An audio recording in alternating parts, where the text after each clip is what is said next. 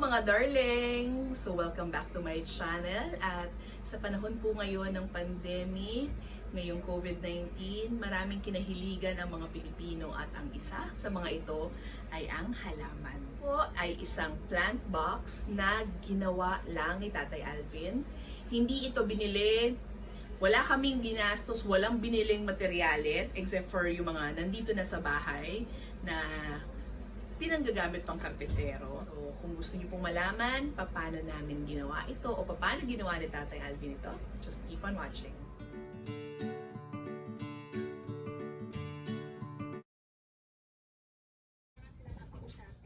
Ito yung mga kailangan natin, mga retasong kahoy.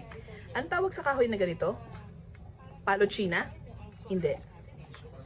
Ay, hindi palo China yan. So, paano gumawa ng ganyang mga paso from scrap?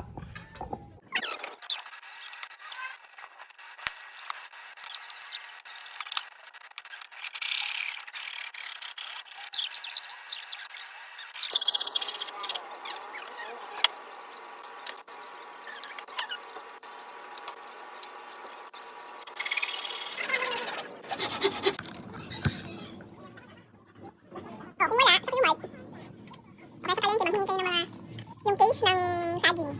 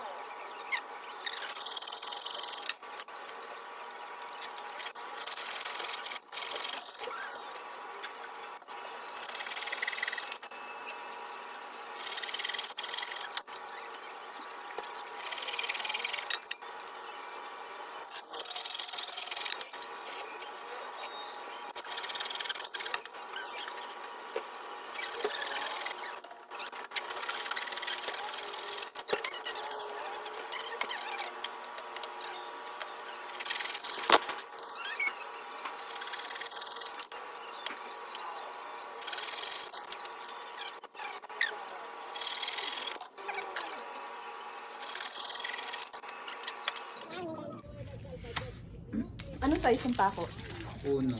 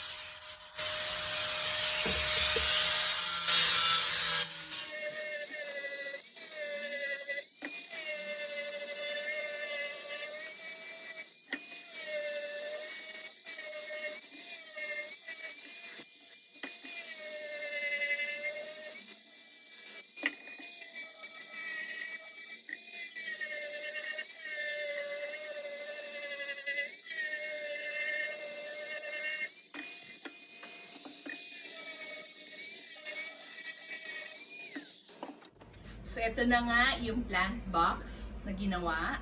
So, pag tinignan mo, hindi sila pareho kasi syempre magkakaibang kahoy. Pwede mo siyang lagyan ng varnish o barnisan pagkatapos mong lihain para magkaroon ng mas magandang shiny na texture. O kaya naman, pwede nang as is na siyang ganito. So, pwede mo na siyang lagyan ng bagay sa kanya yung may mga mahabang stem o kaya matataas na stem para mas ma-accentuate yung mga texture niya na iba-iba. Ngayon, kung ang bahay mo ay katulad ng bahay namin na puro wood ang fixtures, babagay ito kasi wood na wood siya. So, huwag niyo lang kakalimutan na lagyan ng mga butas para maging drainage ng tubig para dun sa iyong halaman.